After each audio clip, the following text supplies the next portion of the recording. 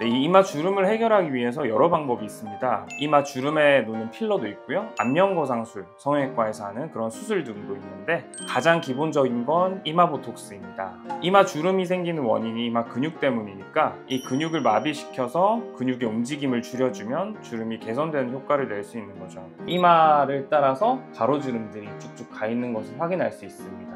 6주에서 7주 정도 지났었겠네요. 보시면은 실제로 깊게 잡혀있던 주름들이 이마 보톡스 단독으로도 많이 호전되는 양상을 관찰할 수 있습니다. 안녕하세요. 피부과 전문의 김창민 원장입니다. 안티에이징 치료, 우리말로는 항노화 치료라고 합니다. 부위별로 가장 효과적인 치료가 어느 정도 정립되어 있는데요. 그 중에 상안면, 눈 위쪽이 되겠죠? 가장 기본적으로 할 수 있고 가성비가 좋으면서 효과도 가장 큰 것은 보톡스 치료입니다. 이 상안면에서 노화의 주된 사인은 주름이기 때문인데요. 이 주름을 큰 덩어리별로 부위를 나눈다면 이마주름, 미간주름, 그리고 눈가주름 이렇게 분류할 수 있겠습니다. 그 중에서 맨 처음이죠. 맨 위쪽에 있으니까 이마주름을 줄여주는 이마 보톡스에 대해서 먼저 이야기해보는 시간을 갖겠습니다. 이마주름은 나이가 들면서 생기는 주름이라고는 알고 있는데 근데 왜 젊은 사람들한테도 이마주름이 생기는 걸까요? 네, 얼굴에 생기는 주름 중에서 제일 신경 쓰이시는 게 바로 이 이마 주름일 겁니다. 저도 어릴 때부터 운동하다 보면 인상을 굉장히 많이 쓰게 됐는데 그때마다 이 이마에 그리고 미간에 주름이 깊게 잡혔었거든요. 이 이마 주름은 이마 쪽에 있는 프론탈리스 머슬이라고 하는 전두근의 움직임에 의해서 생기는 주름입니다. 그래서 눈썹과 평행을 이루는 가로주름 형태를 주로 띠게 되는데요. 이 근육이 수축하게 되면 위에 붙어있는 피부가 쪼그라들고 주름이 생기게 되는 겁니다. 예시로 종이를 보시면 좀 이해가 쉬우실 것 같아요. 아래쪽에 근육이 있고 이 종이를 피부라고 생각을 했을 때 아래쪽에 근육이 수축하게 되면은 종이도 자연스럽게 접히게 되고 주름이 질 겁니다. 근데 근육이 이완을 하게 되면 주름이 다시 펴지겠죠. 이런 게 많이 반복이 되면 종이가 이렇게 접히게 되고 펴졌을 때도 이런 식으로 보면 주름이 남게 되는 겁니다. 이렇게 이마 주름이 바뀌게 되는 것이죠. 아까 PD님이 젊은 사람인데도 이런 주름이 생긴다고 하셨던 이유는 힘을 줄 때 습관적으로 이 전두근도 같이 수축시키기 때문일 겁니다. 또한 나이가 들면서 눈꺼풀 근육이 약해지게 되면은 이제 눈을 뜰 때 눈꺼풀 근육으로 이렇게 떠야 되는데 힘이 부족해지니까 눈꺼풀 근육이 덜 떠지고 이마 근육을 사용해서 눈을 뜨게 됩니다. 그래서 무의식 중에 이마 근육을 많이 쓰게 되고요. 이게 또 이마 주름이 생기는 원인이 됩니다. 네, 이 이마 주름을 해결하기 위해서 여러 방법이 있습니다. 이마 주름에 놓는 필러도 있고요, 안면거상술, 성형외과에서 하는 그런 수술 등도 있는데 가장 기본적인 건 이마 보톡스입니다. 이마 주름이 생기는 원인이 이마 근육 때문이니까 이 근육을 마비시켜서 근육의 움직임을 줄여주면 주름이 개선되는 효과를 낼 수 있는 거죠. 보통 원장님에 따라 다르긴 한데 저 같은 경우는 7포인트에서 8포인트 정도 주름을 따라서 넓게 주사해서 골고루 보톡스의 효과가 전해지도록 주사를 하는 편입니다. 네, 실제 최근에 사진 사용 동의해준 환자분이 계셔가지고 한번 예시로 같이 보시겠습니다. 이마를 따라서 가로주름들이 쭉쭉 가 있는 것을 확인할 수 있습니다. 이분이 실제로 운동을 굉장히 많이 하는 직업을 갖고 계셔서 이제 힘을 많이 주는 환경에 굉장히 많이 놓여 있다고 하셨고요. 그런 과정에서 이제 이마에 주름이 많이 잡히게 된 케이스신데요. 4월 20일에 이런 이마 보톡스 시술을 하셨고 6주에서 7주 정도 지났었겠네요. 보시면은 실제로 깊게 잡혀있던 주름들이 이마 보톡스 단독으로도 많이 호전되는 양상을 관찰할 수 있습니다.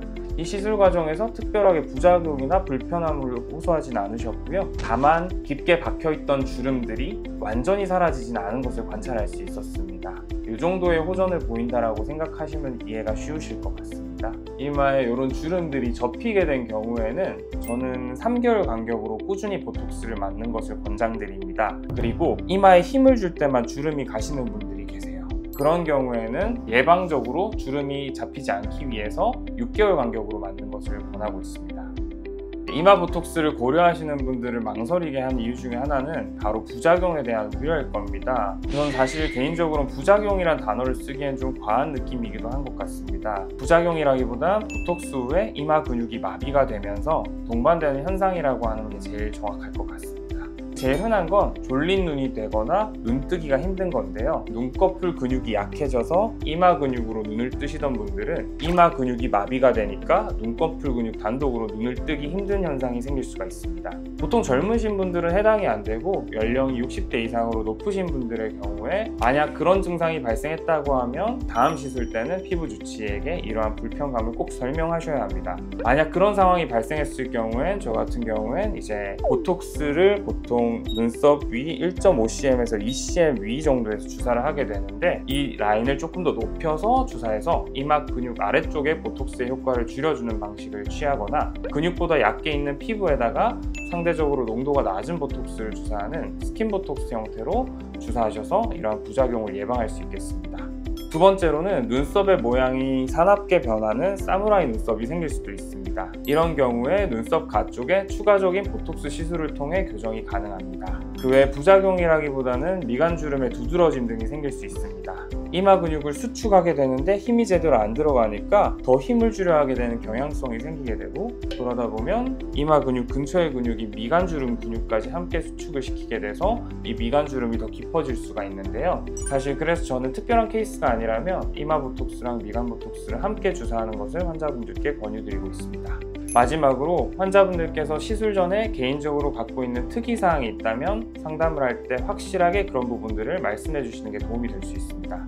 이전 시술에서 어떠한 불편감이 있었는지 말씀해 주시는 것도 중요합니다. 이를 바탕으로 안전하고 효과적인 이마 보톡스 시술을 받으실 수 있을 겁니다. 애초에 이 이마 주름을 예방하는 좀 생활 습관 같은 건 없을까요? 눈을 치켜 트는 표정을 지을 경우에 기본적으로 이마 근육이 수축하는 현상이 관찰됩니다. 그래서 눈을 치켜 뜨는 표정을 짓지 않으시고 최대한 인상을 쓰지 않는 게 중요합니다. 그 외에도 좀 기본적인 얘기이긴 한데요. 피부의 노화를 방지하기 위해서 외출할 때 선크림 잘 바르시고요. 건조해지지 않게 충분하게 수분 섭취하시고 보습제 잘 발라주시면 주름을 예방하시는 데 도움이 많이 될 겁니다. 네, 지금까지 이마 주름을 줄이기 위한 이마 보톡스에 대해 알아보았습니다. 시술을 고려하시는 데 도움이 되셨기를 바라며 다음번에는 미간 주름 보톡스에서 다시 한번 인사드리겠습니다. 지금까지 셀로디 피부과 김창민 원장이었습니다. 감사합니다.